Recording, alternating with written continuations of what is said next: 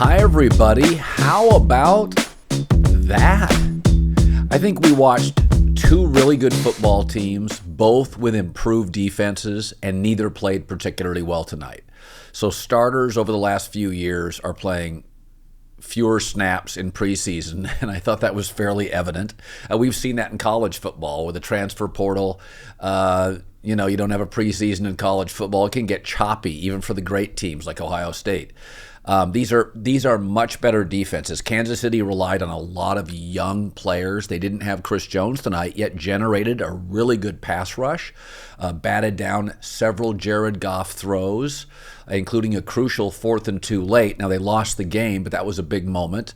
So, and they've got, Nick Bolton's a tremendous young linebacker. They've got some young studs in the secondary. So if you're a Kansas City, that's a pretty good defensive performance because the Lions are going to light some people up. That O-line, Goff, Amon-Ra St. Brown, running game, Detroit's going to drop some 30 bombs on people. And I thought Kansas City's defense, all those young players, another year in camp, another off-season under Spags. I thought the Chiefs' defense was really impressive and generated, against a great O-line, a pretty consistent pass rush without Chris Jones. So for Kansas City, all is not lost. You didn't have Kelsey. You didn't have Chris Jones. And, you missed Kelsey. There's 1% of the players in this league are worth, take out quarterbacks, there may be 20 players in this league that are worth a point to a point and a half, and Travis Kelce's one of them. And when you lose a Tyreek Hill, a Juju Smith-Schuster, Travis Kelce becomes even more crucial. How many passes did Tony drop tonight? How many passes did Kansas City drop tonight?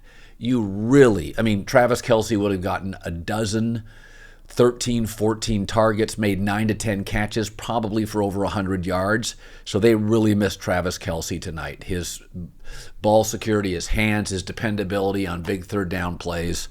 And that's not an excuse. That's probably the difference in the ball game. Kelce is that much of a security blanket in key spots. It's like Brady and Gronk. He just is great players. Edelman, Gronk, how big were they in playoff games, big games on third down or fourth down in the red zone for Tom Brady? Even great players have players they depend on. Let's talk Detroit. I didn't think they played necessarily that great. I thought their O-line struggled at pass protect. I didn't think they could generate much of a run game early, and that's with a good O-line. But again, the cohesion is very difficult. You're on the road. It's loud. Kansas City played very well defensively up front. Spags is a great defensive coordinator. So I thought the Lions have addressed. The last two drafts, the Lions know. Most of their talent was on the offensive side. So their front office has done a good job. Branch had a pick six. Hutchison's a tremendous. He's not TJ Watt yet, but he is a tremendous. He's not a Bosa yet, but he is excellent. Consistent pass rusher. Great motor. Never stops out of Michigan. So if you're the Lions tonight, if I'm a Lions fan, my take is I didn't think we even played that great in the first half. I thought where you saw the Lions' strength is as the game wore on. That offensive line, they had that 9-play drive in the fourth quarter.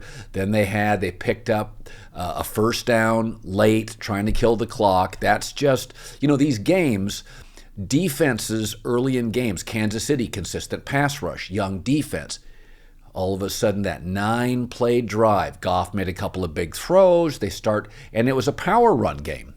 It was clever. They had different looks, but it was not a finesse run game on that 9-play drive. It was a power run game. And you could see it felt a little bit like, to me, that O-line kind of exerted its power a little bit in that drive. Again, I think two really good teams, two clearly improved defenses, neither played particularly well. So if you're Kansas City, Travis Kelce was clearly missed. Chris Jones didn't feel like he was, but Travis Kelce was clearly missed with all the drops. And I think if you look at Detroit, you're like, we didn't play particularly well. Some mishaps in the first half. I didn't even think, I know everybody loves the OC Ben Johnson for the Lions. I didn't love his play calling in certain spots tonight. I really didn't. On 4th and 2 in the fourth quarter, I'm like, where are my notes here? Yeah, 4th and 2. There's a minute or so, a minute and a half, 2 minutes left, maybe 2.5. Run the ball. You just had a 9-play power run drive. Like, run the ball. They didn't. Pass, batted down. So I think Detroit is flying home tonight thinking, Dan Campbell's saying in that locker room, guys, this was not flawless football. We just beat the world champs on the road. We didn't play that great in spots. Our pass protection wasn't great. Couldn't run the football in the first half. Goff, a lot of passes batted down. But I think what you saw with that fake punt early in the game, I think Detroit came in with a mindset. We're taking big swings here. Okay, we're not playing the world champs and going conservative. To beat Mahomes, got to take a lead, got to take big cuts, big swings. Can't play not to lose. I mean, how many times have we seen that with Mahomes? You got to play aggressive football. And so they came in with an attitude. And I think that's what Dan Campbell has provided. Do I think he's schematically brilliant? Well, he's built a very good staff. So he knows people, that's clear. The front office has done a really good job to build this O-line and the defense up over the last couple of years. When I do these hits, everybody always feels good about the winning team. If I'm Detroit, we didn't play that great, and we won in Kansas City. I think Travis Kelce was missed. I mean, man, a lot of drops. Now, the other thing, I don't think Mahomes played particularly well. I thought he was behind. The timing was off. This is the downside to not playing quarterbacks in the preseason much. I thought Mahomes was really hit and miss. I mean, he short-hopped a deep ball. He never does that. Behind on 2 or 3 guys. Now, the drops didn't help. But, again, when you don't have your security blanket, your Edelman or your Gronk for Brady, you're forcing stuff. The timing's not perfect. So you have young guys. Sky Moore's a young guy. I don't have Kelce. I didn't play much in the preseason. This is what it looks like. So it's a go-either-way game. The Lions get that big drive, that 9-play drive late.